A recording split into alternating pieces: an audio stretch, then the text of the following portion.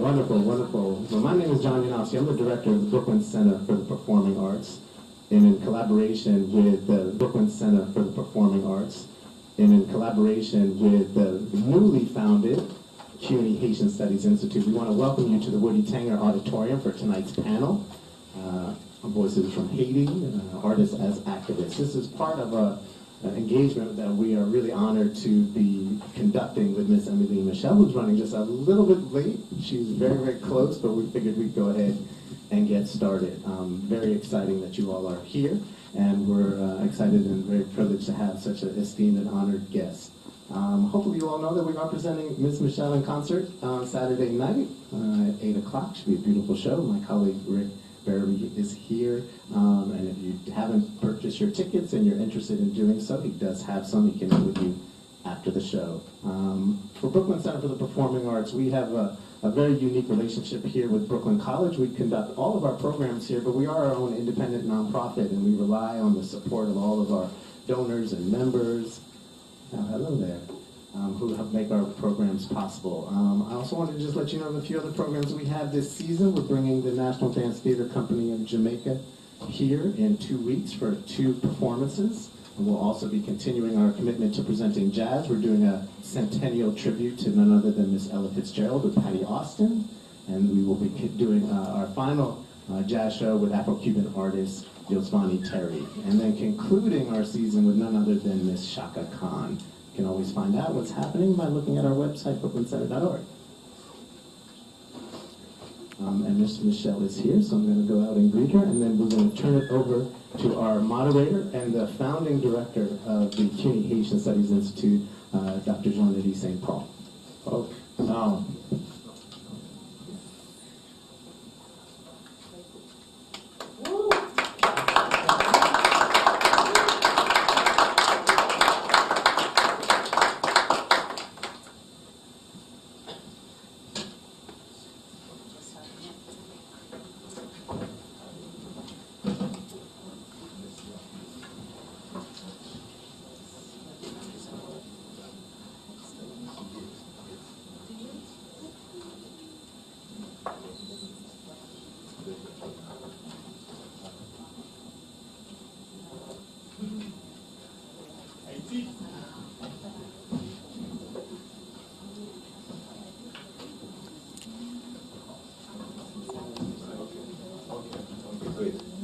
Okay.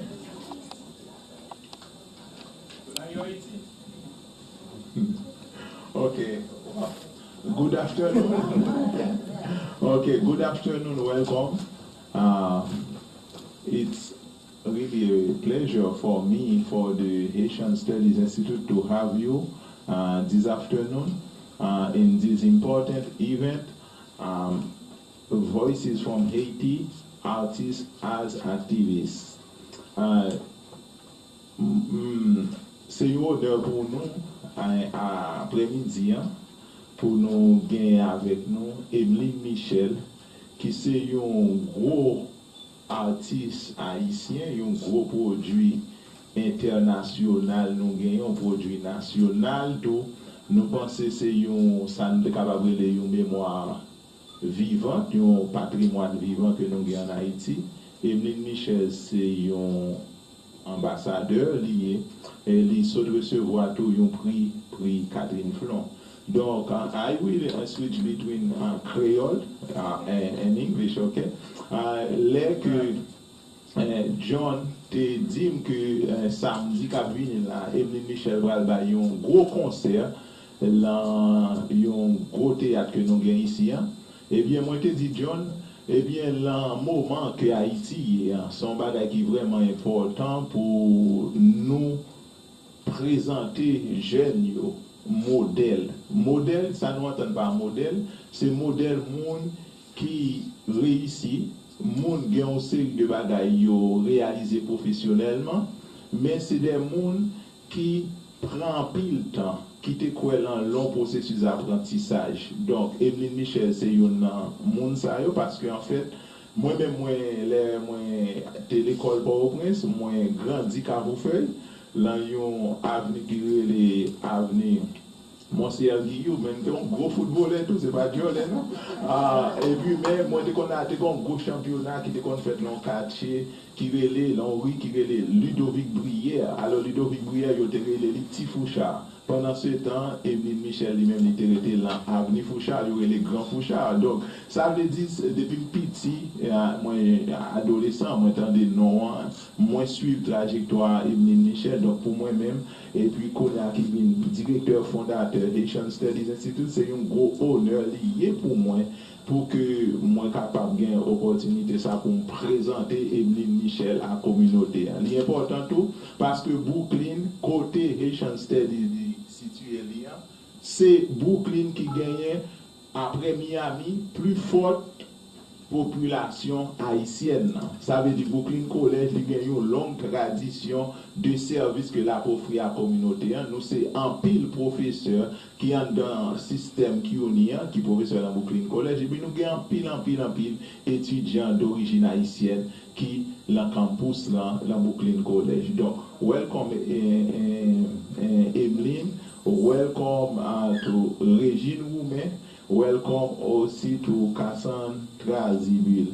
Et Régine Roumain, donc m'a profité de ça tout. Régine Roumain, bon, les gens ne vont pas de nous trop connaître, mais Régine Roumain, en fait, c'est une petite nièce, un gros intellectuel haïtien qui était le Jacques Roumain. Moi, je fais une carrière professionnelle au Mexique. Eh bien, Jacques Roumain, il a un livre qui est le gouverneur de la Rosée. Et le livre, ça, il écrit au Mexique. Pendant que il était ambassadeur chargé culturel en Haïti au Mexique, c'est là Jacques Roumain écrit livre ça. Donc, ça veut dire nous, c'est la crème de la crème que nous menons après-midi encore nous. Et puis nous gagnons Cassandre Thrasybule, qui c'est un professionnel qui a fait un doctorat. Mais ça qui est intéressant tout, c'est que en pile dans mesdames, ça, yo gagne différentes facettes. Yo c'est des professionnels qui fait un pile bagaille, en même temps, yo c'est femme, yo c'est noir, et en même temps tout, yo c'est gain là-dedans qui mère de famille. Moi content en pile pour moi capable gagner nous on campus. So I will ask now, on va moi continuer to professeur Lynda Day.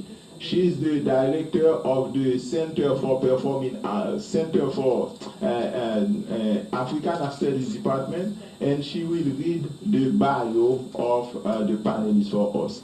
Welcome, Professor Day. Thank you so much.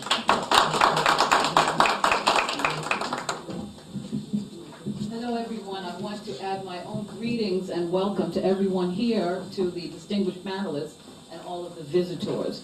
The total bios are here in the program. Does everyone have one, or can they all get one? Yes, everyone can get one. So I don't think I need to read the whole thing, but I'll just hit some highlights of them about our panelists. Of course, we have with us Haitian songstress and Red Cross ambassador Emeline Michel, who is internationally acclaimed for fusing pop, jazz, blues, and traditional Haitian rhythms into deeply moving, joyful music delivered with a charismatic live show, which you can see on Saturday, and which we caught glimpses of in the videos. Very good. She's a master entertainer, and Michelle has shared her message across Europe and the Americas for more than 20 years, with appearances at Carnegie Hall, I'm shortening this, you all, the United Nations, Ontario's Luinato Festival, Montreal's International Jazz Festival, New Orleans Jazz Fest, and in Africa, Zimbabwe's Harare International Arts Festival, and MTV's Hope for Haiti Now, a global benefit for earthquake relief. In case you didn't know, Emeline Michel began singing with a gospel choir in the church in Gonaïves, Haiti. After studying at the Detroit Jazz Center, she returned to Haiti, where her career blossomed. Now based in New York City, she runs her own production company, Production Cheval de Feu. Feu? En français. Okay, fine. And is a cherished voice for social issues surrounding women and children worldwide. Her 10th album, Quintessence, captures a reverence and gratitude for the present moment and showcases Michel's virtuoso vocals, singing in Creole, English, and French, with finger-picked guitars, soulful backing vocals, a children's choir, Haitian percussion, lush strings, and lively trumpet and accordion lines. And you know she's coming on Saturday.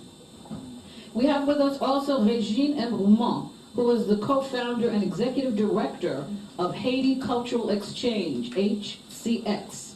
Established in 2009, HCX has developed programs and to present Haitian culture to a broad audience while supporting emerging and established artists, promoting cross-cultural exchanges, and encouraging dialogue around contemporary issues. For over 15 years, Ms. Roumain had experience in the nonprofit and philanthropic sectors, most recently as a program officer with the New York Women's Foundation. Over the past 8 years, Ms. Roumain has spearheaded the artistic vision of Haiti Cultural Exchange, developing programs highlighting the cultural richness of Haitians, programs rooted in community, collaboration, and dialogue. Through her work with Haiti Cultural Exchange, Ms. Roumain has become a leading figure in the presentation of arts and cultural programs focused on Haiti and the diaspora.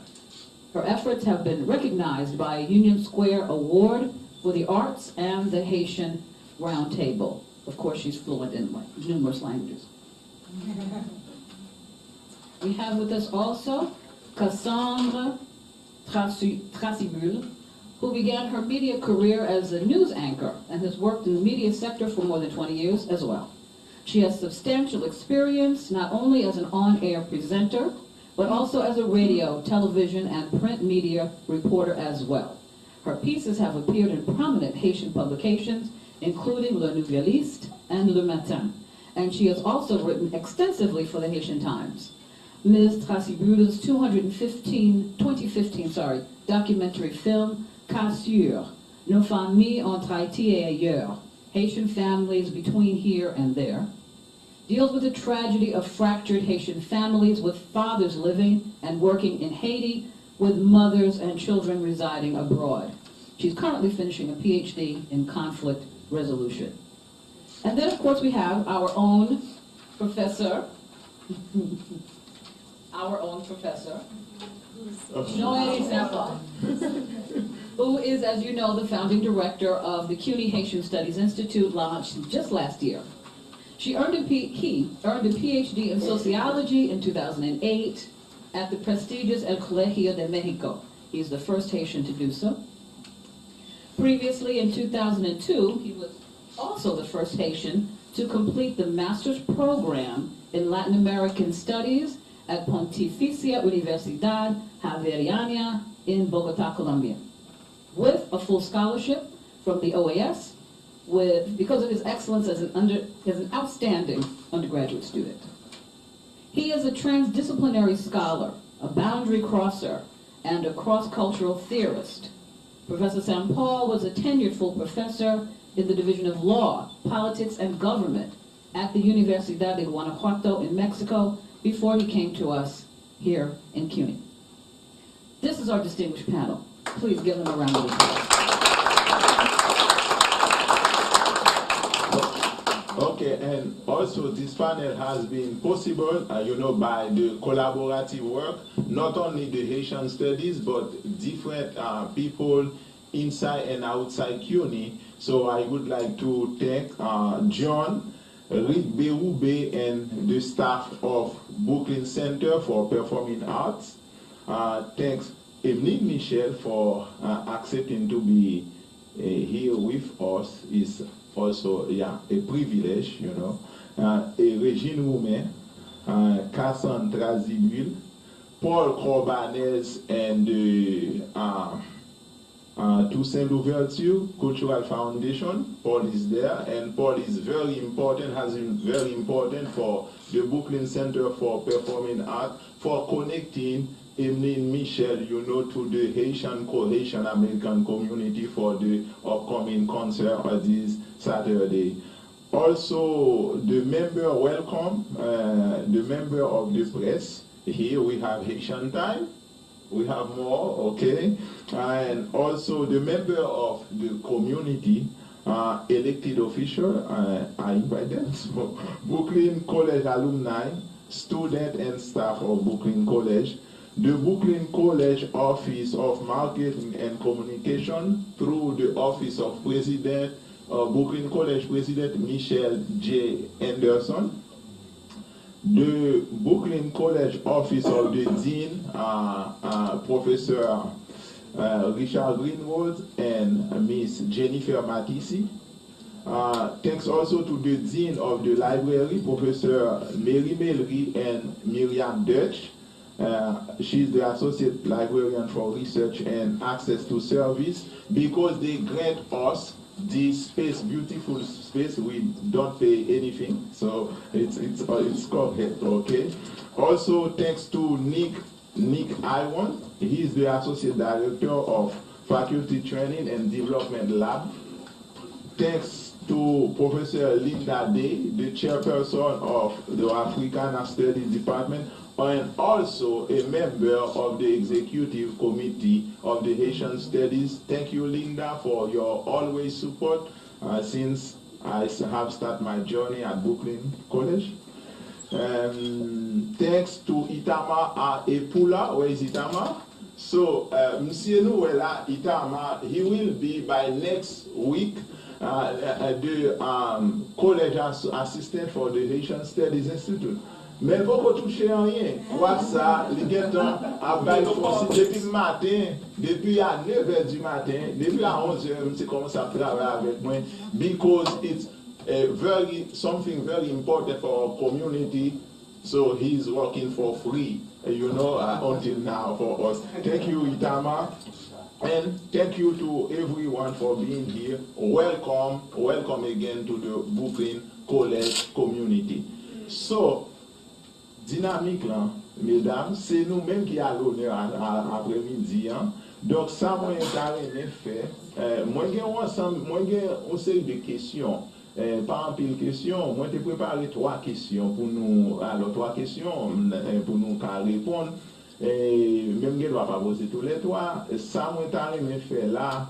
Moi, j'ai que nous avons commencé pour nous avoir une première impression, ça nous sentit, comment nous sentons après-midi, nous là, dans Brooklyn College. Donc, ça, c'est pour commencer à introduire nous avec le public. Là. Donc, on a commencé avec Emeline Michel. What I say, so I just ask them to introduce what are the first impression for being here and to introduce themselves to the audience. So, parole pour nous, mesdames.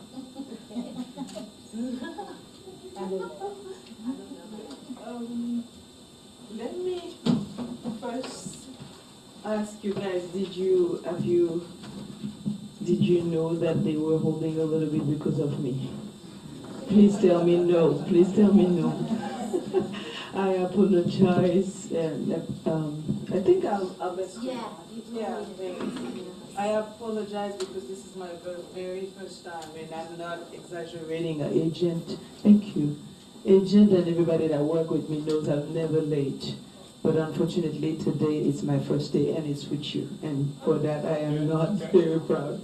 So I'm glad you are here hanging in, and then I am first of all honored to, because I did went to their bio and check. I know Régine for a long time now, but I have dig in the bios and know exactly how my co-chairs, Bumsy, okay, they are amazing and outstanding women, and I'm just proud to share this little moment with all of you. Thank you for coming out or for being curious. And then please put a big one for the whole entire staff that have the idea of connecting us.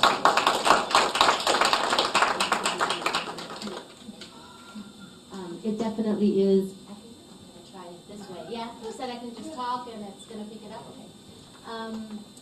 Definitely is an extreme honor to be here with you, Emeline and Cassandre, and all of you this afternoon or this evening. It's this evening at this point. As Jean said, my name is Régine. I'm going to tell you a little bit about Haiti Cultural Exchange. Yes? Is this the time? Is this the right time? A little bit? Okay. Haiti Cultural Exchange Exchange is a nonprofit organization that was founded in 2009 by 8 Haitian American Haitian women of Haitian descent. We really felt at the time that there was a void in the community in terms of ongoing representation of Haitian arts and culture in multiple disciplines, right? So people will do a dance performance or there'll be a concert, but there was no organization that was really working to present Haitian culture on an ongoing basis, whether it be artists from Haiti and artists from the diaspora. And so little by little, we've built this organization out of really significant small investment in terms of financial investment. We all put in $300 to start the organization years ago and have put in a lot of sweat equity, a lot of energy, women's energy mostly, into running the organization. We are a small team. I'm the only full-time, well actually Erica's now full-time, 2 full-time staff people running Haiti Cultural Exchange and part-time staff running the organization, and a wealth of volunteers and interns that have supported us throughout. We've created a number of programs. I see some familiar faces who have come to the Haiti Film Fest or come to our Untitled program or have participated. We have programs for youth at PS 189 where we bring in teaching artists to work with kids, whether it's developing murals or photography or writing folk tales. And so it is, and we also have a Musique Haiti summer concert series where we've had artists such as Velo present and many other artists. It is our desire to, and this is where the activism I think comes in. Haitians, our arts and culture, we say our artists are our ambassadors, are our cultural ambassadors. We've been hearing that with more and more now. I think, there's been a movement created to really put forth the arts and culture of Haiti. It still needs a whole lot of work, whether it be in Haiti or here, in terms of structure, in terms of infrastructure, in terms of support, and in terms of validation. We're here in New York, cultural capital of the world. It is a stance. It is taking a stand to say that Haitian arts and culture have their place here. And so that's where the activism, a little bit, the activism in me comes in, the activist in me comes in terms of ensuring that we have a platform and being able to create these types of platforms for emerging mid-career and established artists in Haiti and in the diaspora.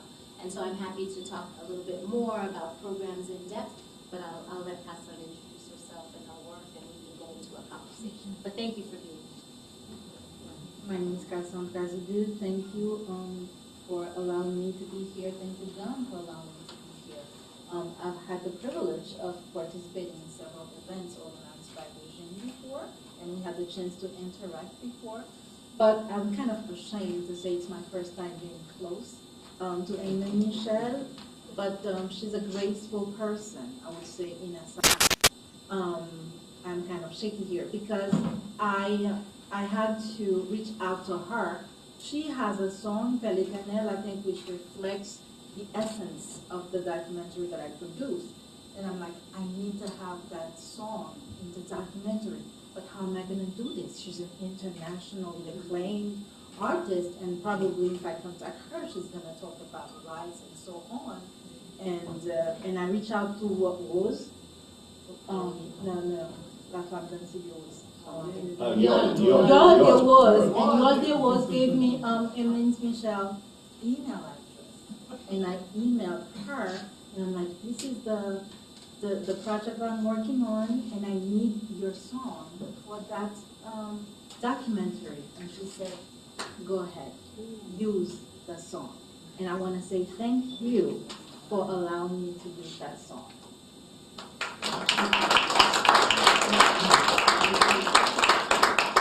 Yes, and as they said, I've been in the media, started in Haiti as a news anchor. I've been writing, and now I'm in this venture of producing films, educational documentaries. And I've been throughout the U.S., and I'm going to go to Canada, hopefully Paris, with that documentary. And on March 31st, we're going to be at the United Nations for a screening. It's going to be on the 31st. We're going to have a shoot going around. If you could put your email address for me to send you more information. please come and support. Thank you.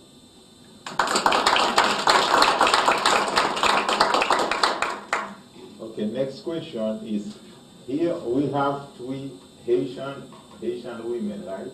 And in Haiti, we are not part of the minority, we are majority, right? But here in the US, we are part of the minority. So, it was my wife, so. You are excused. Okay, sorry. So I just say in the US we are a minority. At Brooklyn College has a long tradition to support, minority. And now in the United States we are in a special time in US American history.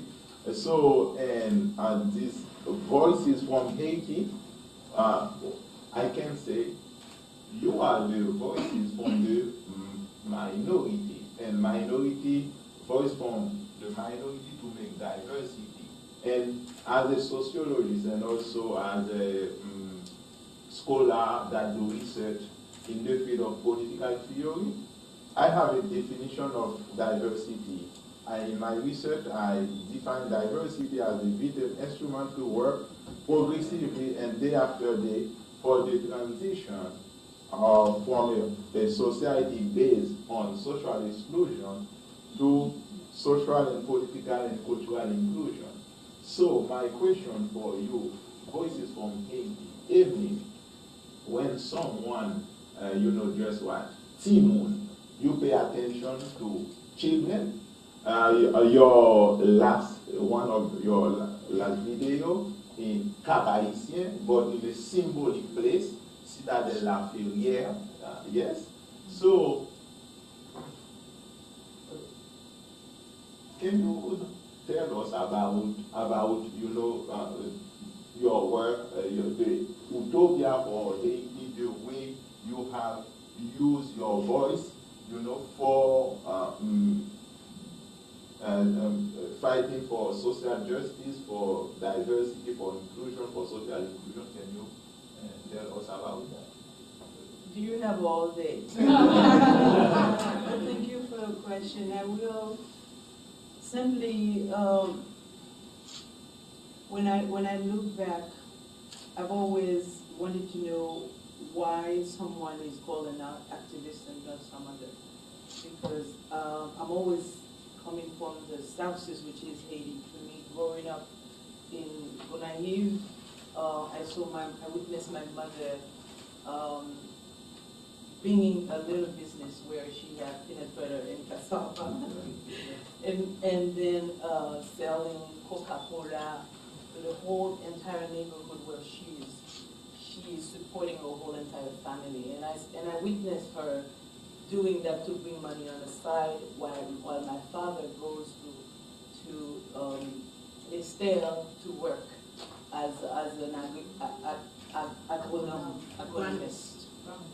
So therefore, I saw her that early stage. We always been the first standing online because we want, when people are there, to get some more cassava for herself.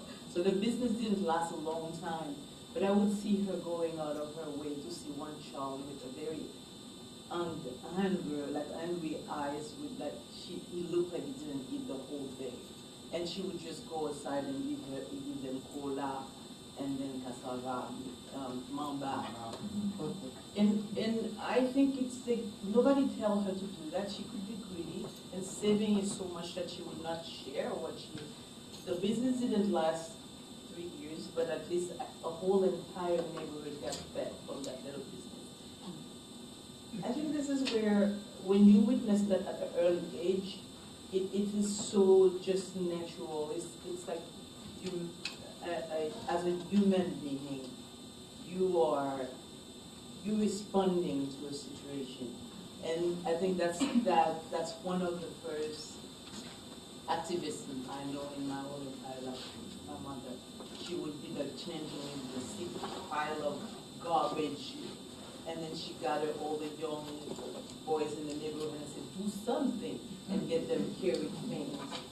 And therefore, when I write, I end up The first song I wrote was Haiti Pays Soleil, which really the last line said Haiti is not a land, it's not a land, it's you and I, and we can work for that change. The second time I got addressed, like towards 2 years in my career, is to say no to help all the youth protect themselves. I was chosen with Plan Kato, Bituraoba, to be the face of youth that say protect yourself. You love yourself, you know where you've been, but you don't know where the other been. So I was the face all over in Haiti as a female singer to say no, yes, protect yourself. And knowing also I came from a generation where I witnessed baby duck being put on a plane, and the whole entire country was shut down for how many months? I don't know, children didn't go to school. I remember hiding under the bed when people come with guns and shooting it was like the whole country on fire because we go through, it's not small, it's huge change going on. When I start writing, it was for me natural to say like we want a peaceful place to live. We are Haiti, and little by little I just see Mikey. Every time I met someone, they said, "Oh my God, the song you wrote about that topic talks to me." Like Moso Mama, because I saw my mother, like Akaikao, like Flam, that said, okay, yeah, I'm allowed to say I like this boy, he looks nice. Because I'm a woman, that doesn't mean that I am trash because I address the fact that I love. So all of these topics in my song, I think, automatically make me natural born actress. If I can put it like that.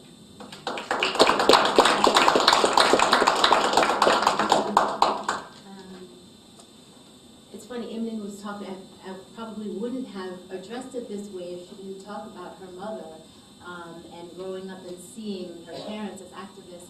But my parents also were very active here in New York against the Duvalier regime in Haiti. And I think I was able to see that. They would go to meetings. There would always be people in our living room and politics being talked about. And I think a lot of my community engagement, even before Haiti Cultural Exchange, I've always worked in the nonprofit sector, but I think a lot of my community engagement comes from that time. I moved to Haiti right after Baby Duck was overthrown in 1986. And my parents decided to move us all back to Haiti at that time. And that experience really molded and shaped what Haiti Cultural Exchange has become. I think the idea to promote Haitian arts and culture started from when I was young. But in terms of this question of diversity and inclusion, I think when we came to the landscape as an organization and really wanted to, out of my desire and vision and feeling this void in the community, it was a desire for diversity and inclusion. Like I said earlier, people were presenting their work, there's drumming classes, there's dance classes, but there really wasn't necessarily an elevated platform, in particular for emerging and mid-career artists. Now, Haiti Cultural Exchange has presented artists to the level of Emeline. We've had an Unparlé together, we've had them perform at the Haiti Film Fest, but we also have many other emerging artists that if it weren't for Haiti Cultural Exchange, their platforms would be limited. And what I find is a challenge for many of these artists that I work with, not only is there a lack of opportunity, there's a lack of funding, there's a lack of value in what it is that we're doing. We have to fight for every little bit of the space, fight for every little bit of the space. But the artists are doing everything from soup to nuts. Not only are they're presenting their work, they're writing, they're producing, they're doing the CD if it happens to be, music, but then they have to go and promote themselves and find a venue, and it's a lot of work, it's a lot of work.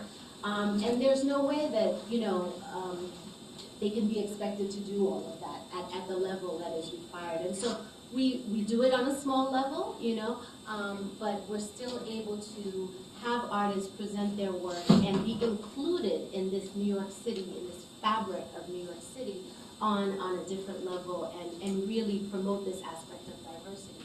So when a Haiti Cultural Exchange approaches, for example, a Brooklyn museum, it's easier for an artist to get in to present on First Saturday, institution to institution, versus the artist approaching the Brooklyn Museum. They don't know anything about the artist, you know.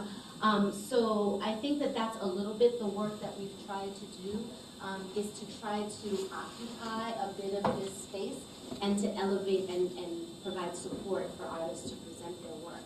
And inclusion and diversity is clearly something that is very important to us. Diversity not only in the range of artists, in where the artists, because we're multidisciplinary, but in where artists are in their career, and then in terms of meshing this community aspect, because we do a lot of community-based programming, but with kind of the larger network that is New York City.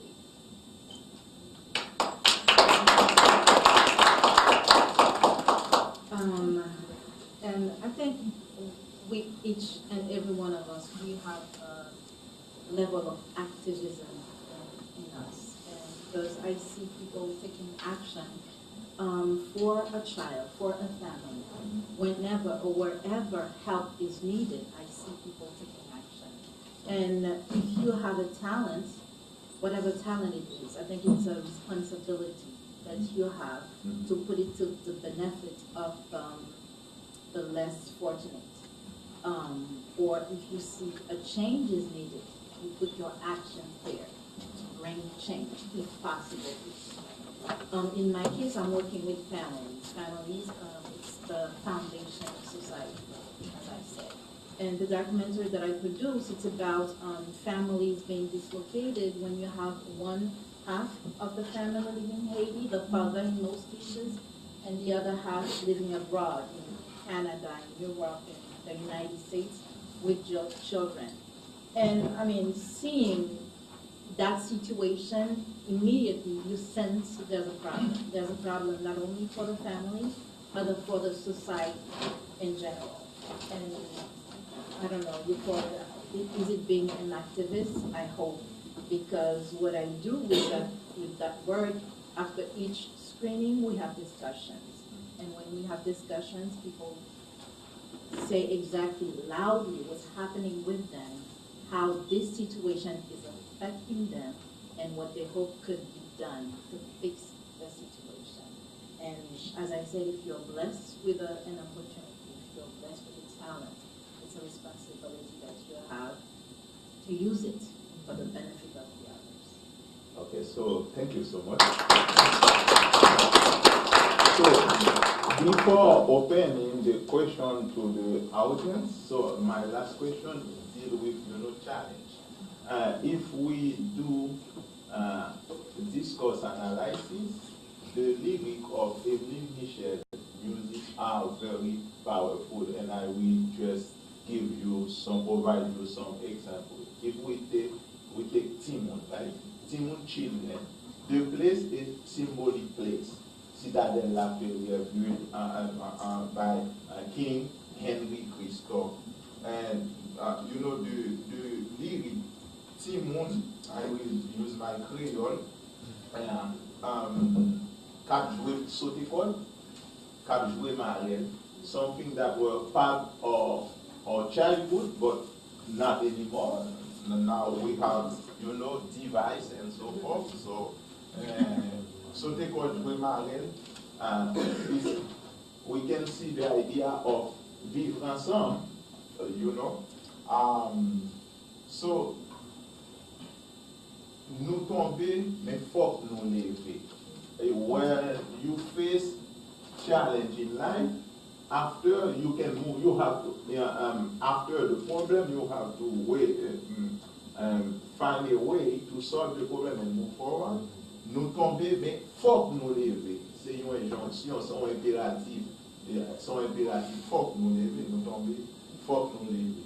Honorer 30 trésors ancêtres nous quitter pour nous. Your music, your lyric, solidarity among Haitian people. Si nous prenons notre musique, vous imiter, like, merci pour la vie, thanks for life, or papi, the way, the place of family, the way the importance of family in life, pas quitter un mauvais coup, changer route. If you are facing a problem, you know you have to stand up and know where you have to go, okay? And I can see all those lyrics deal with the concept of utopia, because many people confuse utopia and atopia. Utopia, I have the definition because I have worked in the book entitled Civil Society and Politics of Memory in Haiti. So, and I have a definition of utopia. I will read it in order that you can understand when I'm referring to utopia, what I mean. Where I put that?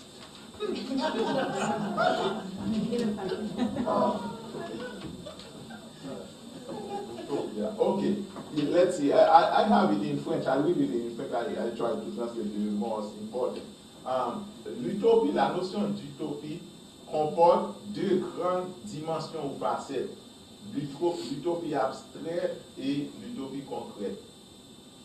Chez Max Weber et Jean Eddy, par exemple, l'utopie concrète est généralement conçue comme une combinaison d'espérance very important, et d'action, dont le but consiste à atteindre l'unité nécessaire pour réaliser un plan ou atteindre un objectif bien déterminé. L'utopie telle que nous la concevons est importante pour penser stratégiquement le futur à partir de l'ici et le maintenant. Utopia is very important to face the future, but in the now and then. So your work deal with utopia. Emeline Michel now in 2017 is Emeline Michel, we all know, right? But Emeline Michel grew up in Gonaïve, in Riel Fouchard. I see I read an interview you give to someone, you receive help from Yolde Rose. Can you tell us about the challenge, each of you, and now Emeline Michel, Régine Roumain, and Cassandre Thrasybule, before achieving all those things, the challenge you have faced in life and your strategy to move forward. This is very important because at Brooklyn College, at CUNY, we have many black students, Haitian American, most of them, and they are trying to have a career in performing arts, in music, in films, in cine, and so forth. What about challenge? The challenge, not the problem you have faced. Tell us about that, please. Wow. We agree that it can be a long way. Yes, yes. But I'm going to fast forward. Today is a very kind of emotional day because I lost a good friend, and I just found out behind the news is somebody else that really helped me in my career. People that just look at you and decide that they're going to give you that chance because they know. Simply, when I talked to you about the upbringing, but my family just had enough money to pay for the school tuition, and there was no going. I thank God every day because they were like, my father is like, when you know how to read, when you can communicate, you can go anywhere. Thank you. Are you a singer? Well, I must say that challenges, simply, when I went to Chicago with my little camera, following my mother all over, she was doing a soup journal in the living room, cutting everything on her little sofa. And then I said, Mom, Mom, this is Telemumu. Can you tell me why you didn't want me to sing? And she kept telling me, like, you know, Emeline, it's just simple. I was worried. Look at Le Man Casimir.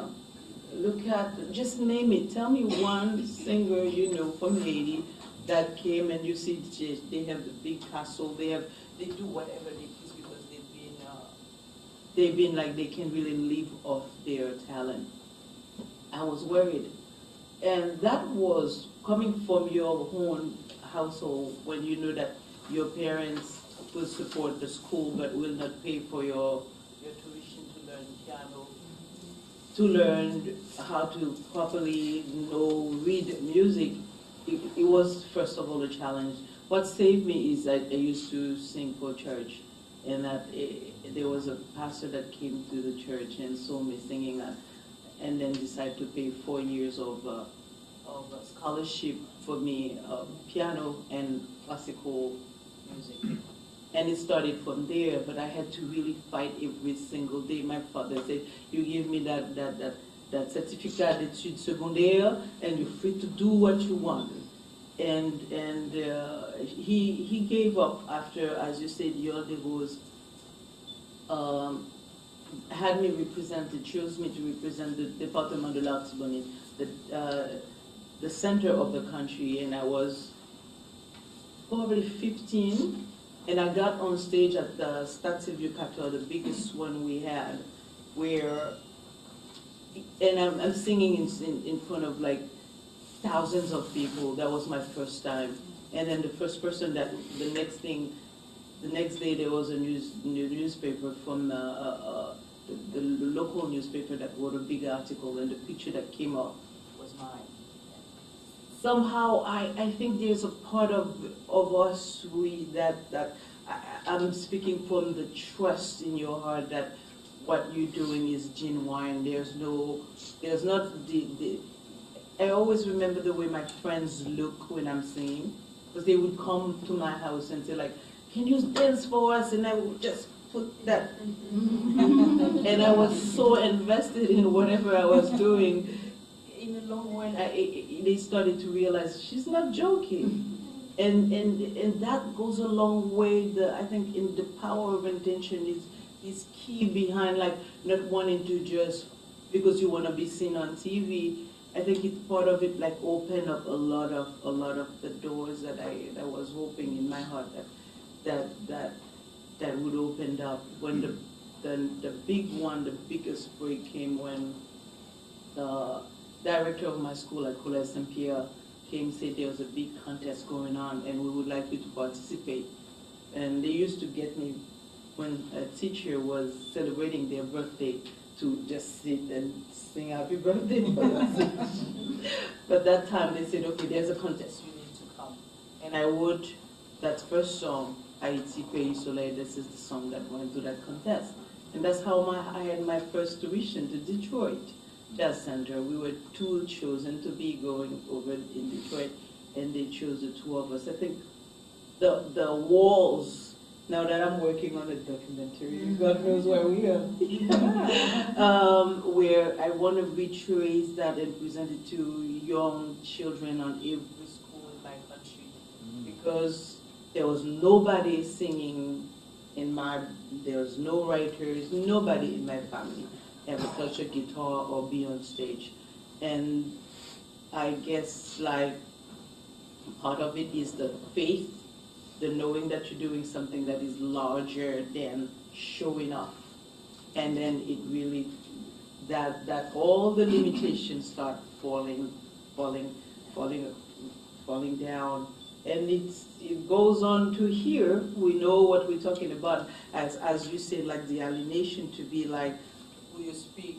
I want to speak in Creole. I still want to sing in Creole. And I'm like, you know what? It just also goes, that commitment goes with knowing that a lot of people say, why don't you speak in English? You sing in English, in Spanish, because you have a bigger, wider community. But I'm like, it's something that the Creole, let me tell you people, I will sing probably one song on the repertoire freedom bound in English, but there's something that is so authentic and that carry on what I think Haiti has as a the gold of that language, which is the proverb, I don't know.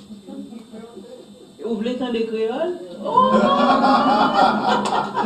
But I wanted just to make sure that I reach everyone. Pas parler créole. Sorry. C'est vrai. I want to make sure at least everybody understood. I'm sorry. Yeah. So this is, c'est pour ça. C'est pour ça, moi, continue de chanter en créole. Moi, continue de chanter avec l'espoir que l'imitation, ça, moi-même, moi, je connais, notre génération, pas connaître. Thank you. Let's see, challenges, right? Challenges. Running a small nonprofit organization is going to be challenging. It's challenging. We're limited in resources, human resources and financial resources. You know, we're understaffed. And then also because of that, you know, we have to wear many hats. We have to wear many hats. So there's the marketing angle, there's the programming angle, there's the administrative angle, and I'm not good at all of those things 100%, clearly not, right? But all of these things have to happen in order to run the organization. And so that's definitely been a challenge for us. And we've been at it for 8 years, and I hear Emeline when she talks about faith, and she also talks about intent. And I think perseverance is a really important thing. We keep on keeping on as an organization. And we stay at the forefront. We try to keep the programming that we've established alive. We're getting ready to launch our 4th biennial Haiti Film Festival, which is a wonderful thing. It's May 11th to May 14th, so hopefully you all will come to that. And so there's perseverance, but there are definitely a lot of challenges. And I think one of the biggest challenges is the funding environment. I was fortunate, FOCAL is an organization, it's a cultural and educational organization based in Haiti, and they had invited me to attend a training at the Kennedy Center, you know. And there were directors from cultural institutions all over the world there. And the director at the time, Michael Kaiser, who's like head honcho in cultural, you know, he was the director of the Apollo, and he was describing that only 5% of funding goes to the arts and culture, writ large, whether it's corporations, whether it's foundations, whether it's government, only 5% of all funding goes to the arts. Within that 5%, Haiti Cultural Exchange is in competition with BAM and the Guggenheim and MoMA right here in New York. So the funding environment definitely is challenging. What we've been fortunate to count on is our community. Our community, mostly, our audience is mostly a Haitian diaspora audience, comes and supports us. When we have events that are $10 suggested donation, you all are putting in that $10 suggested donation for our Untitled. When we have an annual event, you know, you come and you pay tickets for the event. And, you know, we need more of that, but the community support that we've gotten has been tremendous. And so thank you for continuing to allow us to persevere. But it does take fortitude, and a conviction in the mission and the work that we're doing. On the flip side of that, not only our challenges, but we're also dealing, as an organization, we're also dealing with the artists that we're presenting that are faced with a lot of challenges. I touched upon some of them earlier, but piercing this market, and Emeline has pierced the market, right? She's at Lincoln Center, you know. But piercing this market, whether you're a musician or a visual artist or a dancer, is a challenge. It's challenging. It's a challenging thing. And so what we try to do is provide support to the artists. But they're dealing with a lot. Most of the artists that we know and that we support through Haiti Cultural Exchange all have, you know, they're doing the art full-time, but they all have another job, another full-time job. They're not really quite able to live off of their artistry. And they do want to. They want to. But it's definitely a challenge.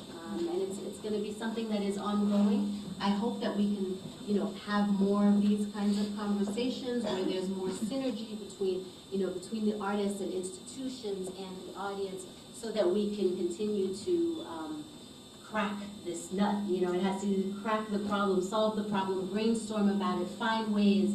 And if you all know of any organizations that can provide support, whether it be for the artists, whether there's great residencies, or whether you have a great venue, you might have a great venue, a gallery that might want to present Haitian artists. These are all contacts that we need to network around and continue to build the community of artists and the cultural support that is necessary. Thank you. Challenge. I think it's something that's challenge, right? It's something that's inevitable. And I must say that you have to, the challenge is something that will help you to bounce and reach wherever you want to reach. I think you have a fire in you. If you have an idea, you know about your idea. You know where you want to reach. You know what you want to do. Nobody else. But you will have barriers. You will have people around you. You have any type of things that will stop you from reaching your destination. But listen to that voice within you, that fire that's burning. You have to allow it to help you to move forward. Myself, as a young woman, I'm a mother of 3 children. I had to travel to Haiti, to the Dominican Republic. I was in Florida in order to interview people for this documentary. I could have, somebody suggested, why don't you have somebody that's in those places to do the interviews for you? It would not have been the same. I would not have been able to translate, to give the fire that was in me, to translate it to you. And that's why at one point I didn't have any support with the children, but I had to find a way to do it. And people were telling me, okay, you're talking about families. What are you expecting to do? Those are families living in those situations, so what? But I think something needed to be said, something needed to be done. And I listened to that voice, and I went ahead and I did it.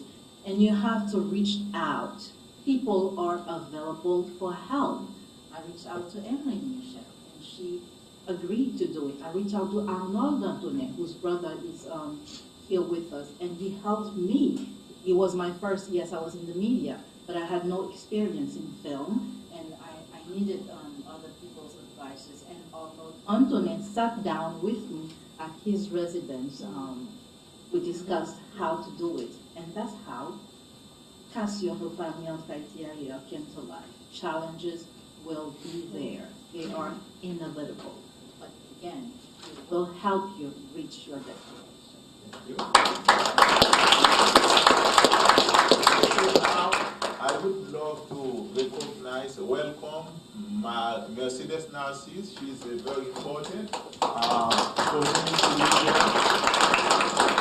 She won for the U.S. Senate. Okay, so yeah. So okay, now the panelists, those women are yours. You are free to ask them all you want to know about. Okay.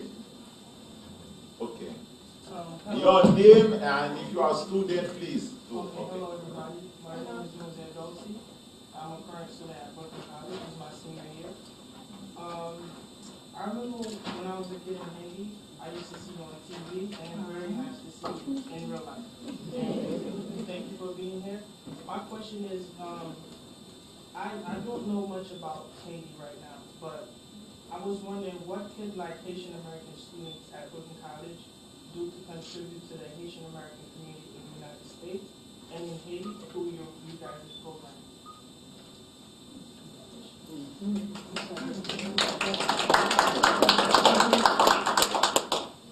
First of all, we're loving this question because you want to do things, which is the right place to start.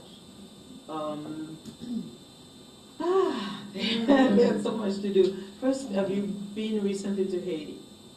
No. Okay, yeah, not recently. When was the last time? Since 2005. That's not your husband.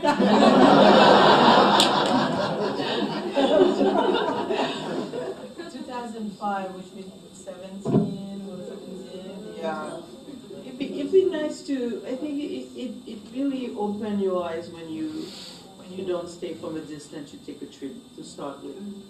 It will really jump at you how much can be done. And as a student, I do believe in empowering the youth, because gamun yo fin gamun, gamun yo, we kind of, excuse me, formaté, ma parle créole, but so good while I'm giving them parle créole there. Because I think we are formatted, we already, but there's ways to really tackle the problem with the new generation, but we have to be willing and open to listen. What's the need? Because from a distance, what you can contribute. What are you studying to start with? Oh, I'm studying exercise science, but I'm also interested in filmmaking, so I'm an aspiring filmmaker. Where does you? Well, exercise, I guess, and science, but it really, a trip to Haiti will help. That's my suggestion. Yeah. That's true. Definitely. Yeah. I'm heading to Haiti on March 8th for International Day of Women. Excellent. And You performing? it's the opening of a big series of concert and panel about equal right for women. So that's part of, I always find it scary when you hear people saying like, oh my God, be careful, you're going, I'll be praying for you.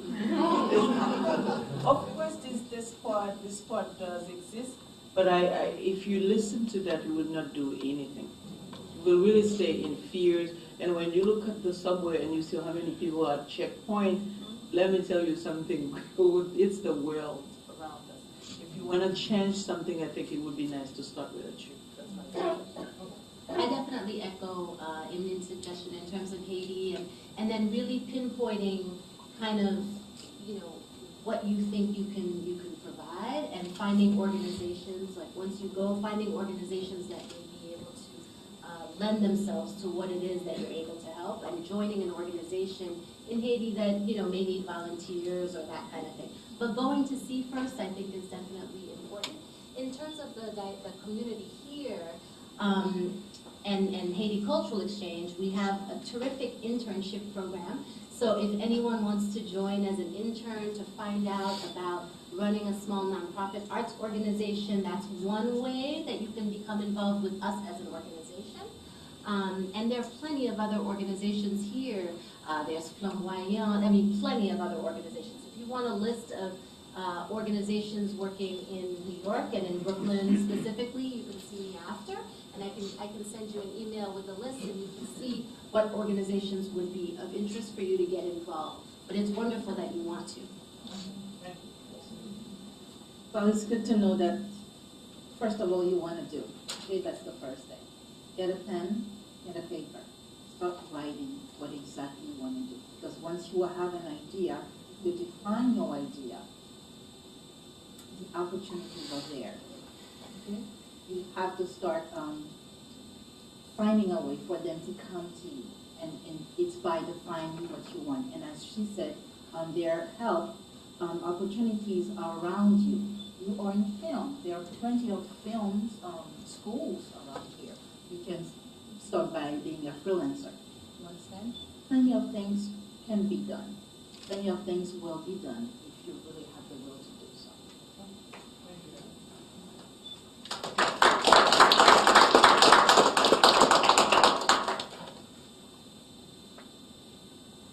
Okay. John, thank you. My name is Patricia, and I was born in Haiti. I left Haiti in 2011, and I always wanted to start a non-profit organization. But at the same time, when I tried to make research, the most organizations that I've been seeing, I've been doing self-one, and when I talk to other people that really interested in the Caribbean countries, and they say that those organizations are not that well created and basis to really help people, because there's some kind of way that they are helping, but at the same time they are making business. But I don't want to make to go and be part of the organization while when I want to help people but not making business. And the thing that I want to do is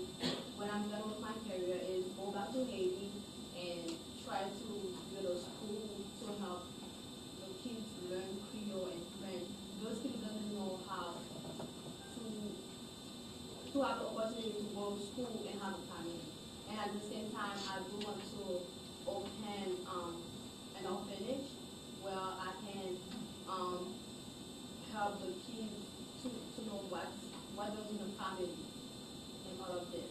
And my main goal is to write a book. So this money can go to help people not only from Haiti but from Africa, and because our roots is from Africa, so it's not, when you talk about Haiti, it's not only Haiti, there's other stuff.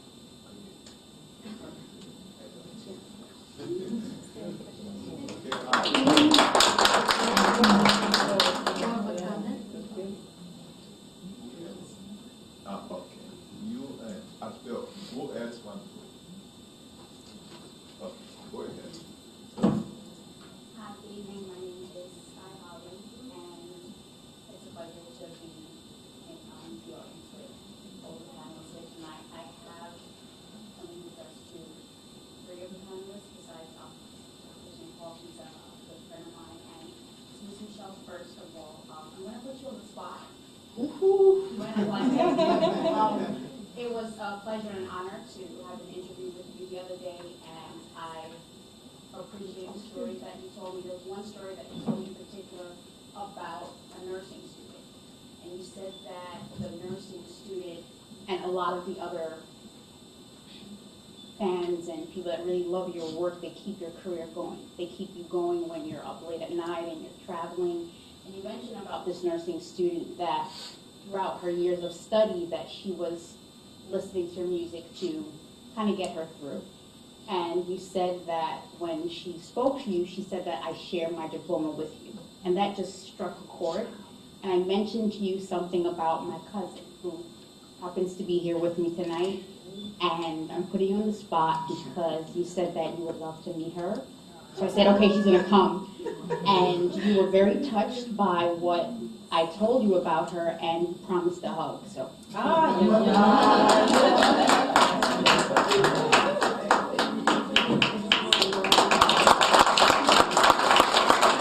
do that for family.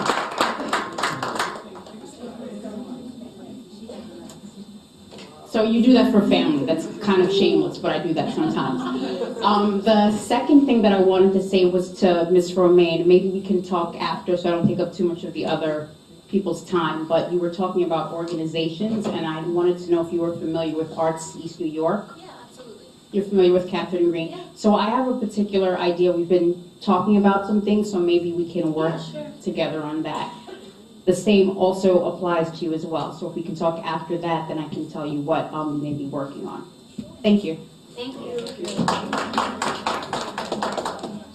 Okay, yes, okay. And after Jolivet, okay. Ayi bobo with the unkila.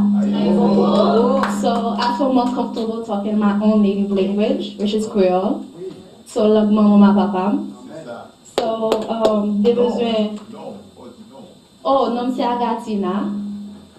Des besoins parler question de gain pour te poser, c'est que dans l'expérience femme personnellement dans New York là, dans la communauté haïtienne dans New York là, nous avons un problème la caille nous que nous pas vraiment embrasser culture nous.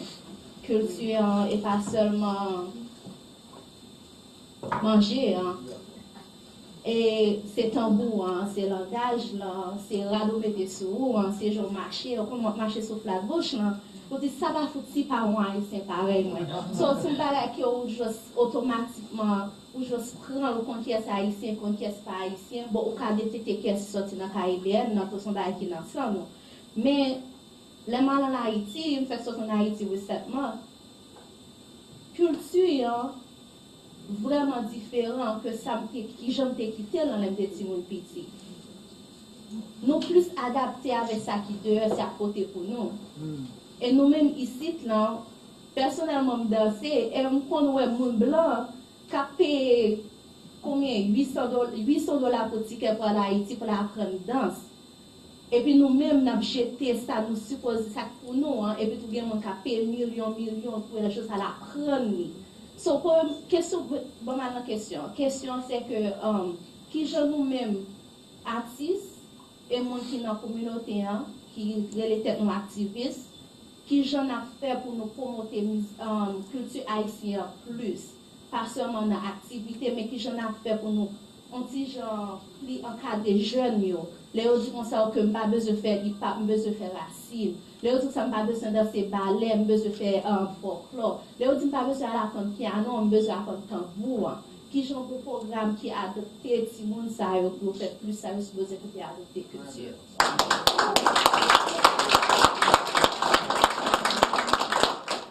Merci à Bon,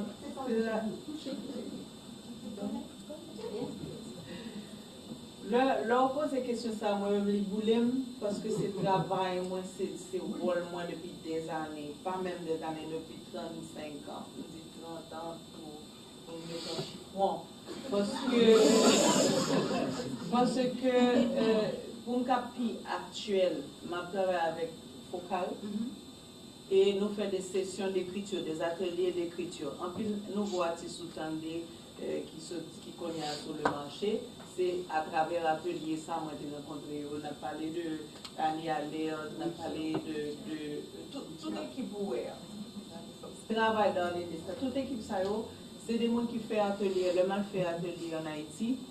Première question, c'est que qui ça nous trouve que nous avons perdu, que nous avons gagné, qui ça nous trouve que nous avons dit qu'on y a une urgence côté nous, pas oublier que nous avons une invasion qui sortit des États-Unis. Le petit monde dans l'ouvrir télévision, c'est pas bagaille, nous n'avons pas une émission créole qu'a fait. Nous, on connaît tout le monde a parlé français, majorité de l'émission c'est français. Et le petit monde dans l'ouvrir télévision, pas une émission qui montre tout le monde montre Kim Kardashian, c'est qui sont, malheureusement, c'est en réalité que les problèmes sont plus profonds, plus complexes que ça, dans le sens où moi-même, Régine, nous, toute l'équipe, capable de faire des ateliers, faire tout ça, nous capables, mais travail à demander un reversement total qui t'a calé même dans nos gouvernements, instituer encore plus de classes, d'écoles, qui t'a doué au niveau créole dans la langue à nous. C'est ça,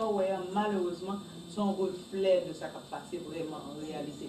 Haïti au quitté, Haïti dans la télévision.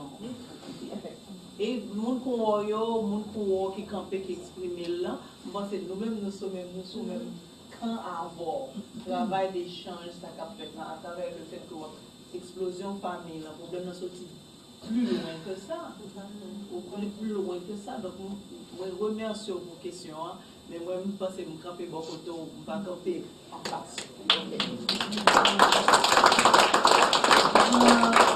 Emeline a dit, moi, je pense que son problème étatique, son problème d'institution qui crée effondrement dans tout niveau ça dans la société. Parce que si vous pas l'État qui campait, qui dit qu'on certaines régulations qui pour gagner. On prend un bon pourcentage de culture PAM là, qui pour jouer avant que l'autre sac à l'étranger ou dans le pays. Donc malheureusement, on va toujours voir ça. Et pour pas voir ici, là, ma préférée en particulier, c'est Jessica Ulysse, qui a une école de danse qui reflétait culture haïtienne. Et bon, c'est lui-même. Pardon? Oui, bon, c'est lui-même qu'on est même si il y a l'autre encore qui existait. Donc, si nous cherchons, nous joignons des gens qui dans la communauté qui travaillent pour la culture haïtienne, nous continuons. C'est pour parenthèse, c'était Jessica Ulysse, c'est les 7 petits gens qui vont monter sur scène le samedi, c'est Jessica Thénéo. Chorégraphie, c'est chorégraphie de Pédielguerie. Donc, ça veut dire, c'est pour ça que je dis, Et Jolivet. Question. Je suis bien content qu'on ait que, bien content que question ça vient parler de problèmes d'État en Haïti, de gouvernemental. Et le fait que justement, en côté de New York, et Régine a parlé de gens, c'est juste 5% de financement fait pour les heures. Et puis là, on est avec une nouvelle administration, on a bien plus de problèmes toujours. Et donc, on devrait qu'on ait en tant que défi, ou bien de bagailles que nous avons de positif qui fait dans l'État haïtien, que nous pensons qu'il y a bon espoir, ou bien encore même pour faire éducation, le fait que le créole jusqu'à présent nous avons un problème pour nous accepter que c'est lui-même qui c'est langue expression, c'est lui-même que vraiment nous sommes à l'aise avec. Si nous avons parlé de défis ça et comment est-ce que nous contrecarrer. Et puis même pour pouvoir faire famille. Le fait que famille en Haïti, comme si il y a une structure qui est vraiment très fragile avec des problèmes d'instabilité politique. Oui. Mais vous connaissez moi-même, à niveau PAM, ça me fait, c'est juste parler de comment les défis ça affecter famille. Pour nous, ouais, si qu'il y a un niveau de conscientisation, c'est pas juste chita observer, mais parler de eux. Et moi, pense que c'est comme ça conscientisation a fini par des échanges qui fait justement après chaque projection, ça a été fait. Et c'est comme ça peut-être à un autre niveau, dans des actions qui posent justement pour rectifier le problème ça. Moi, je sens des fois un petit genre en état de faiblesse, parce que il y a des gens qui viennent dans la projection et qui ont parlé, qui ont demandé qui ça fait. Malheureusement, ça me fait faire, moi, je pense que je faire. Pour l'autre monde, justement, qui prend action, vient prendre action à leur tour. Donc, c'est ça. Et bon, défi en pile. Défi en pile, il y a plusieurs. Mais si chaque monde prend un domaine par yo fait ça, yo fait dans le domaine par et puis nous continuer à populer et nous continuer à faire ça, bon, de plus en plus, des filles viennent moins. C'est ça, je pense que si nous quitté tête, nous paralyser, parce que les gens doivent paralyser, on leur a regardé tout problème qui est. Les gens doivent décourager honnête, ou pas faire rien. Mais ça que même moins, ouais, ça que même moins essayer de faire dans le travail que nous faisons, c'est faire ce qu'on est capable, gens capables, au mieux qu'on est capable, et puis bon, si chaque monde fait ça. Pour concourir, mesdames, parce que c'est vrai, au café seulement avec Koto Campé, position Paul. Moi-même, ça n'a parlé de régression, même moi tout. On va vers là seulement à moitié vide. Il y a des artistes comme Juanito BIC qui a écrit en créole, même du créole vraiment, avec la source, la racine, la beauté créole noir. C'est parce que justement, il y a des artistes qui vraiment ont besoin pour implémenter, que nous sommes fiers de côté nous sortir de langage courant que nous avons utiliser. Et je pense que ça c'est un positif, si nous regardons, un positif des mondes comme ça, qui vraiment voyage à travers le monde, qui est exposé à travers le monde, c'est un des mondes qui vraiment implémenté, ça nous-mêmes nous trouvons qui carence et de plus en plus manqué la carne. Donc, il y a un petit côté positif comme bien. Par exemple, nous avons un bureau des droits d'auteur, avec Emeline pour le fait que nous rencontrons, c'est des bagailles au en Haïti. Si c'était pour musique, comment on dit, mettre des faire un business, parce que et tellement que gagner, c'est moi qui produis tout album. À partir du deuxième album, c'est moi qui obligé de produire tout. Mais parce qu'en Haïti, nous n'avons pas gagné leur musique artiste l'an passé, pas gagné quel côté pour dire, mais on 5 good, on 6 good, pour capable de possibilité pour faire l'autre. Mais qu'on y a, on bureau des droits d'auteur, il y a des petits pions, comme bon, ça comme exemple pour vraiment dire que si chaque monde, même dans la section par où on fait par là, ou même on fait par nous-mêmes qui tendent et qui vraiment veulent côté, mais nous capables, ça nous cabale là, nous bailler, je pense que il y a des changements à installer au fur et à mesure. Calais Paul. Vous avez une liste là, ok, c'est journaliste là, mademoiselle, lui-même, oui, vous-même, yes. Good evening, everyone. Yes. My name is Emeline Johnson. I'm a Haitian American. I was born here, but my family's from Haiti. So I can definitely relate to the young man, this man left here, who is Haitian American but don't know how to contribute to their parents' or grandparents' homeland. As you guys know about the situation in DR with our Haitian people, with our Haitian family, when I heard news about the earthquake, about the deportation, about the hurricane, I felt helpless. I didn't know what to do. I'm not a doctor, I'm not a lawyer, I'm not a famous person, but I could, what resonated with me was your quote: if you are blessed with a talent, it is your responsibility to use it to benefit people who are less fortunate. And I just want to thank you. That's the reason why I came here, to understand what can I do, how can I use my talent to help our community. And I thank the four of you for presenting this evening. And my defining moment was the hurricane that just happened, Hurricane Matthew. I lost my grandfather who lived in Germany, and he had his land, and unfortunately he had contracted pneumonia. So my defining moment was to discover what was my talent, what was my gift, and how I could help people. And so I decided to publish a children's book about Haiti and use the funds for this entire first year to fund or donate to two organizations in Haiti who are doing great work. They're called Ancier pour Haiti, Teach for Haiti, and the other one is Hispaniola, who's helping people on the border of DR and Haiti. And I want to ask both all of you, including you, I'm not sure if you answered the questions, but what was your defining moment when you realized that I need to contribute to my Haitian community, to my country?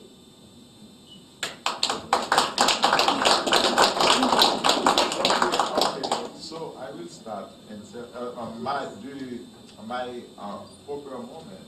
For me, is different than many of you, because you were born here, you grew up here, you attend high school, college here, and then now you have the feeling, so I need to do something for Haiti. For me, it was not the same, because I was born in Haiti, I grew up in Haiti, I attend college in Haiti, I worked in Haiti as a professor. Professor, I was in philo in high school, and I was also professor in primary.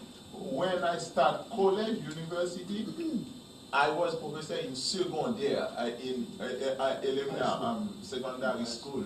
And then I worked in Haiti for 13 years as the head of the library at the Faculty of Human Sciences, as the head of the library. So 13 years, dirigeant la bibliothèque. And after I got my master's degree in Bogota, Colombia, I went back to Haiti and I worked as professor at Faculté des Sciences Humaines, Faculty of Human Sciences, Faculté d'Ethnologie, Faculty of Ethnology, Université Episcopale d'Haïti, Episcopal University of Haiti. So I spent most of my life in Haiti, doing service in Haiti. So, and now I'm running a program on Haiti, So I was never disconnected until now to Haiti. I am always in Haiti because we have a sociologist named Pierre Bourdieu. He said, il y a différentes manières d'habiter un pays. We have different ways to habit Haiti. So Haiti is always, I'm outside Haiti, but I'm inside Haiti at the same time. It's my situation. Yes.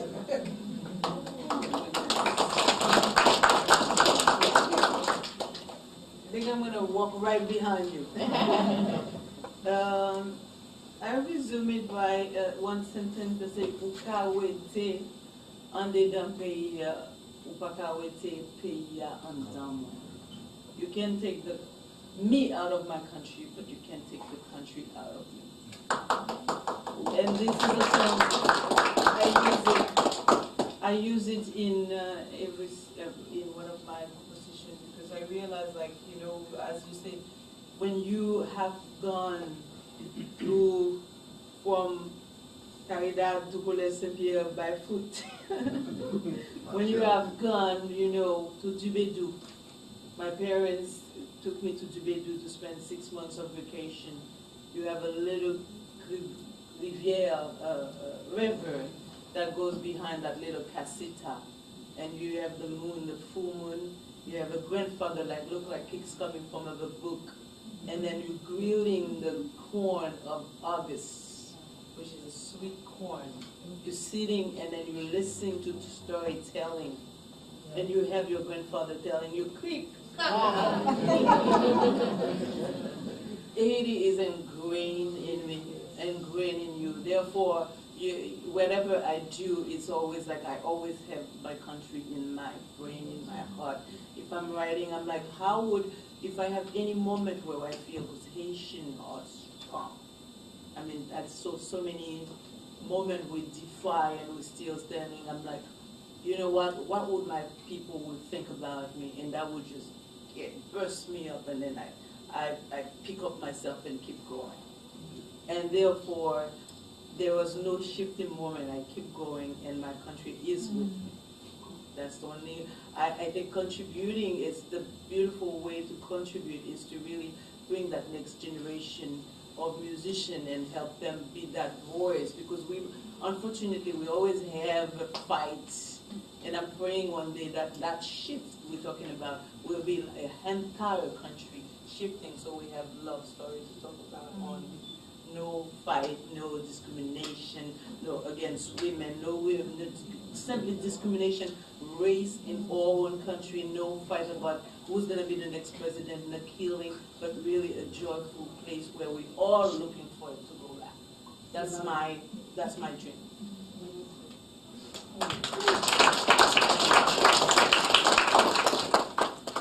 I think for me, I mean, moving back to Haiti, I was born here in Brooklyn, but moving back to Haiti in 1986, at that time, it was she described a little bit, it was a very tumultuous time, but was definitely a shift for me. It definitely was a shift for me.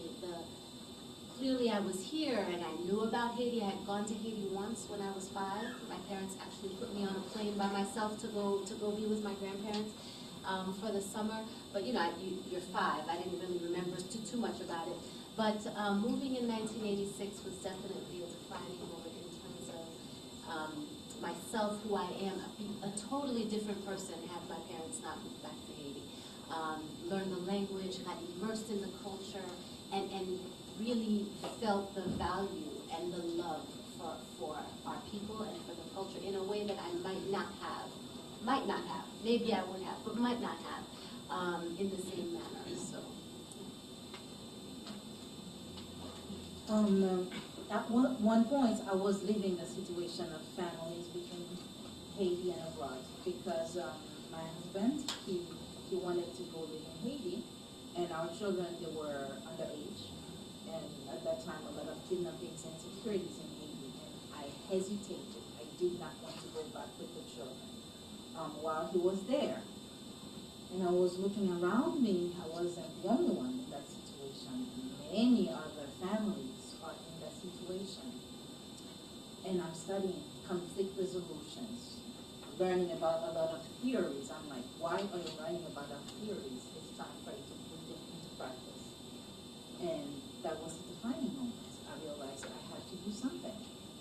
And that's how, even though I've been writing for many years, been published in newspapers in Haiti, but I think this put me at a different level in my career. And that's how I decided to invest myself for the cause of my country and talking about those families. And allow me to tell you that I'm working on a second documentary, still families in Haiti, but families, when you have one, mothers leaving the countryside, going to work in the capital, which is Port-au-Prince, and having their children left behind with either grandparents or friends to raise, when the place of a mother or father is with the children to raise solid individuals in that society. So that's the second documentary to be coming. After you, Paul, you.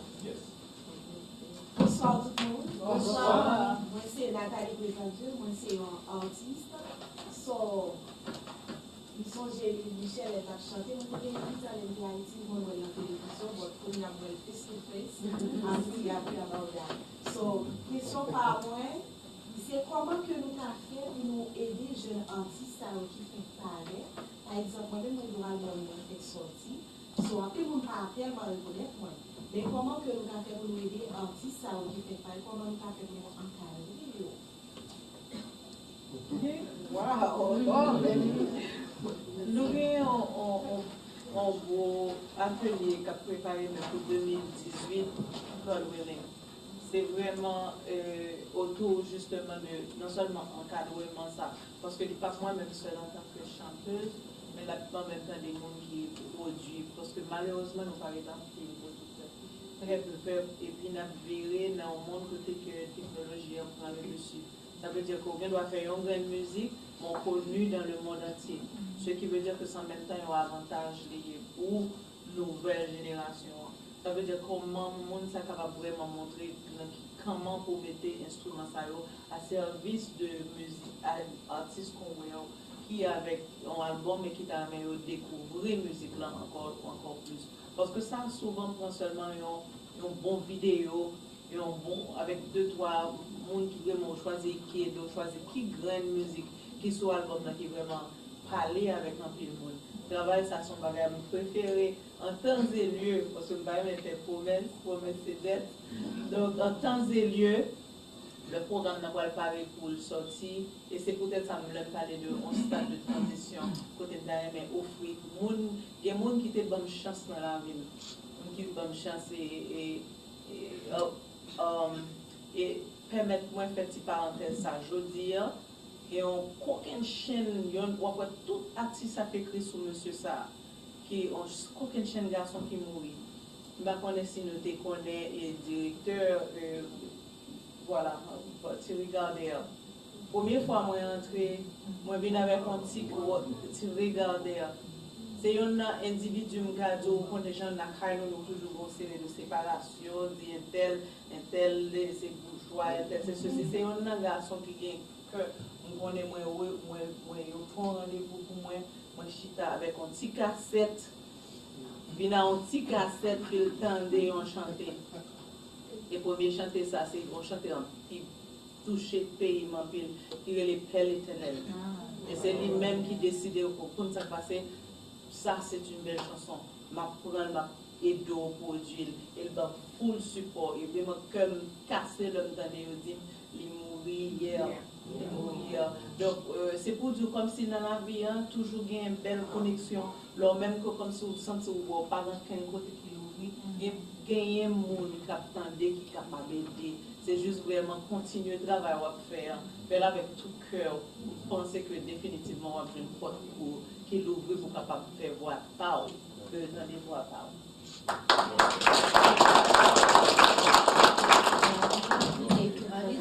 Okay, Paul.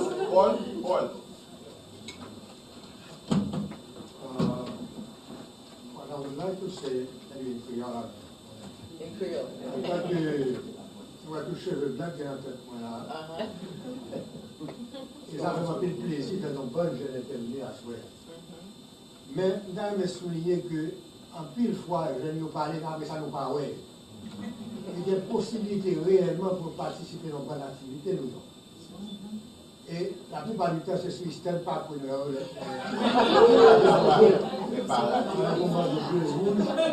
tout le monde des Haïtiens. Mais comme la culture, ce n'est pas seulement à dire et c'est pas mais nous avons une bonne magasin de la culture haïtienne et sans que nous pas même à Haïti. C'est pour nos vidéos en direct d'Haïti, nous regardons.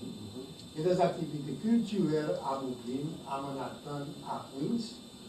Nous ne pouvons pas dire dans toute activité, mais de temps en temps, nous allons écouter sa capitale. Donc, il y a Haiti Cultural Exchange qui, là, depuis combien d'années dans la communauté, a comme nous tenons l'activité intellectuelle, en plus de la marbre. Donc, il faut un effort pour penser, en même temps, nous allons profiter et faire reconnaître qu'il se passe. La culture, c'est une question importante. Actuellement, dans le pays d'Haïti, nous croyons que c'est là que nous avons ici, c'est ça. Nous ne pouvons pas. Et puis, on va en Haïti, Dernièrement, Canabel a fait en Haïti, il faut pas être tout le journal à l'étranger, sont des gens mourir. C'est le zone quand ils sont loin, cabane l'hôpital, prisonnier la police. Donc c'est ça, c'est culture sur notre vie. Donc si nous pas chercher à comprendre, défendre, parce que la culture, c'est ça qui soudé au peuple. Et nous avons constaté que l'on dictateur monté dans le pays, de l'ingratien dans le pays, pour aller chercher faire, c'est détruire les musées, arrêter les journalistes, arrêter les hommes de lettres. Parce que c'est ça qui aime au peuple, c'est culture. Donc, it's very important, parce que c'est tout pour comprendre. Oui. It's very important that we support cultural activities in the community. Nous-mêmes, nous avons des commentaires, il y a fait ça. Mais nous pensons que c'est très important et ça connecte nous à pays, depuis nous fait, nous pas dit ça. Donc c'est extrêmement important. Et nous remercions le panel là, nous remercions Haitian Studies, et nous croyons que nous-mêmes, étudiants de collège, nous sommes actifs dans Haitian Studies. C'est une grosse bataille de communauté menée pour les Haitian Studies avec les constituts council pour ça et Régine Contestation. C'est une grosse bataille qui mène le diable. Il y a ça dans beaucoup de collèges. Mais Porto Rico, il y a dans le groupe study, Dominicain, Caribéen, nous avons un si nous ne pas nous ne pas bataille pour lui. Nous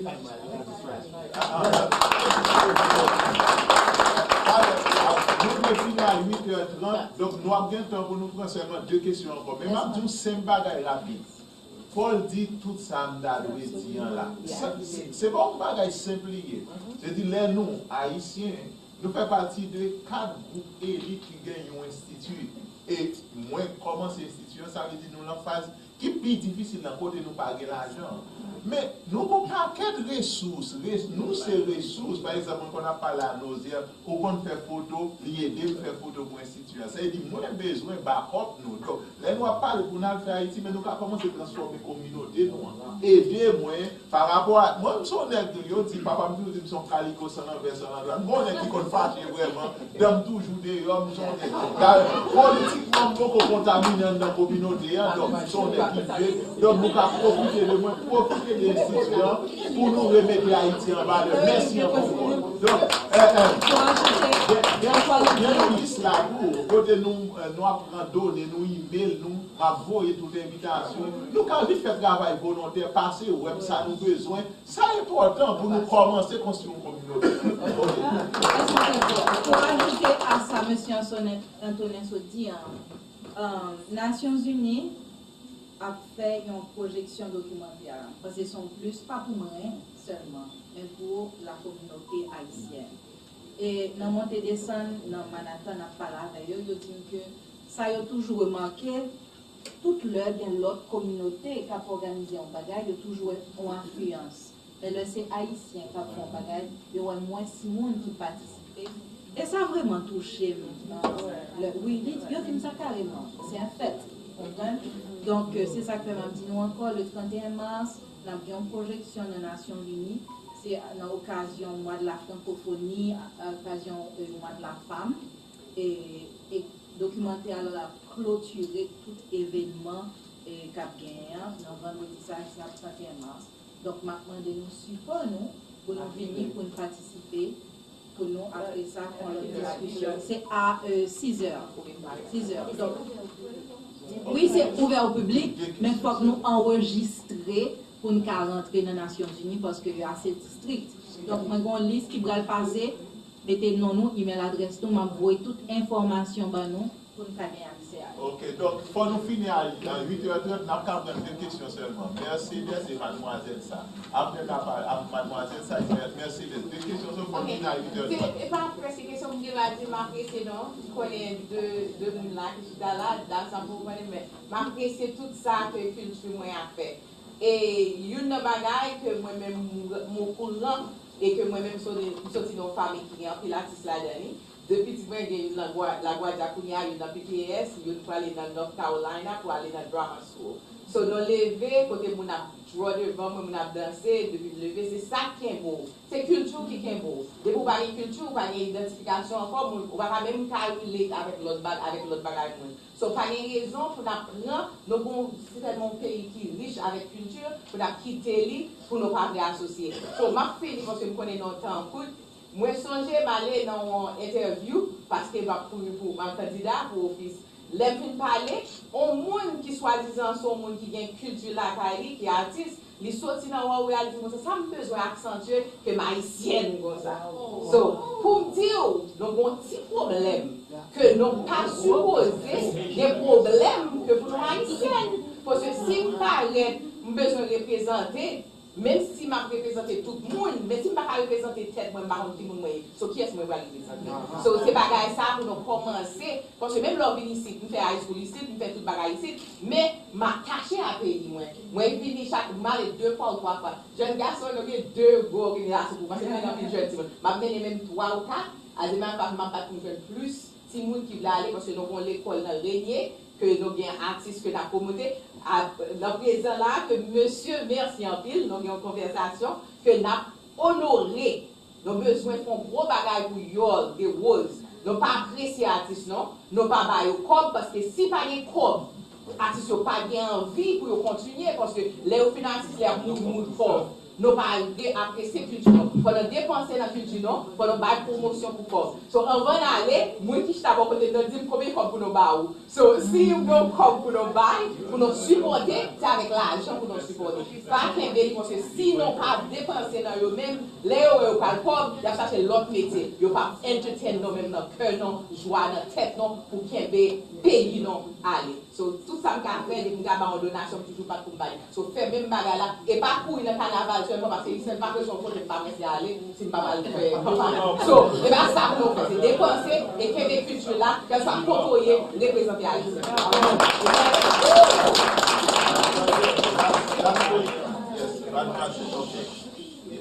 Hello, everyone. I'm Elizabeth Precious, and I was invited by Dr. Eddy.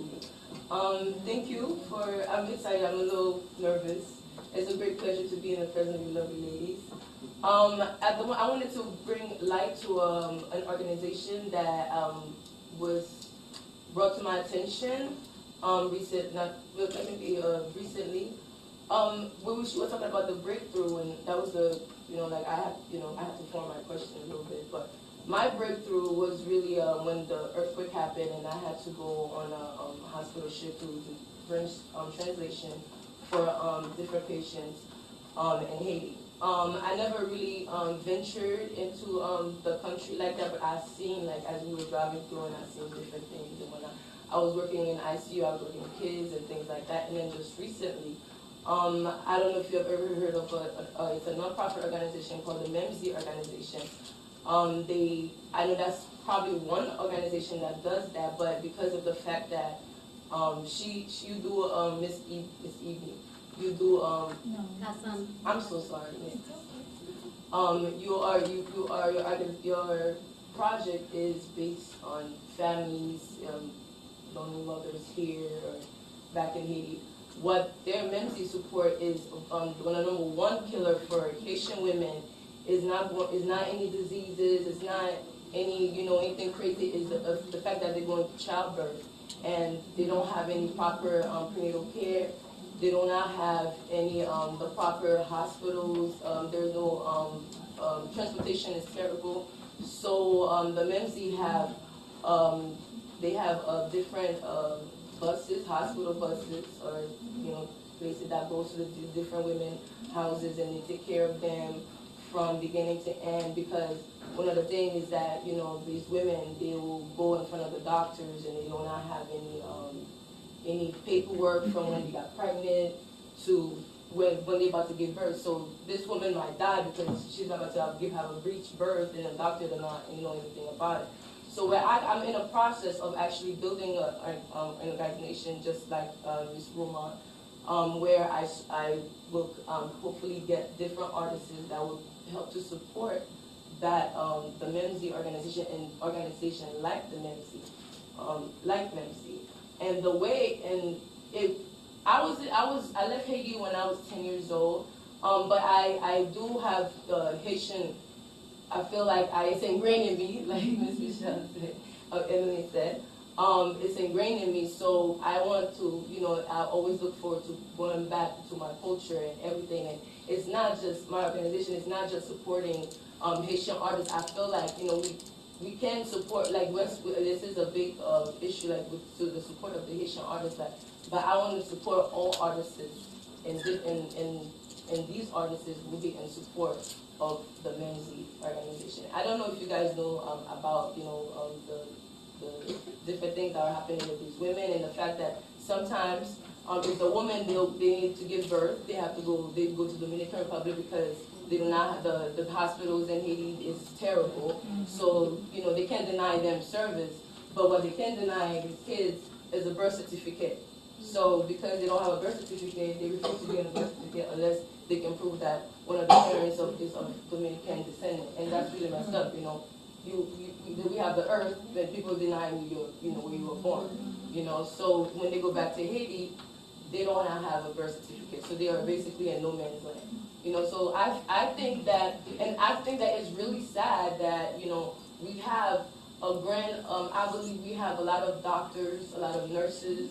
I mean, our culture pushed a lot of us to go into the medical field, and it's a shame that we have all of these medical folks and abroad and whatnot, and there's really not a coming together in a certain way to really support the medical field in Haiti.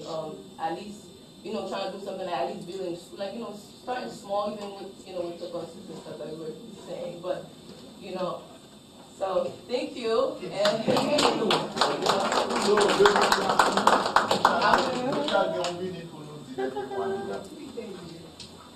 Le mot de la fin, c'est que merci, d'abord merci, vraiment puis gratitude que nous quittons la canon, quand nous avons fait un petit boulot, un petit thé, un bagage, et puis nous là aujourd'hui pour échanger, et c'est vraiment positif, c'est là que ça commence. Je souhaite que nous réunissions samedi soir, parce que nous préparons un bel spectacle. Même si nous vraiment mettre tout ça capable, nous avons des invités sous scène, toute foule belle là, pour nous passer un moment ensemble, un moment de célébration. And I want to thank the whole wonderful team that really allow us to put that.